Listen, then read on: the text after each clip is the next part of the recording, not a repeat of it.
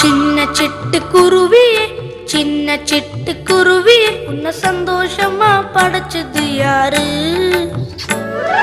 அங்கும் இங்கும் பறந்துக்கிட்டு ஆனந்தமாய் பாடுறி உன்னை அழகாக படைச்சது யாரு?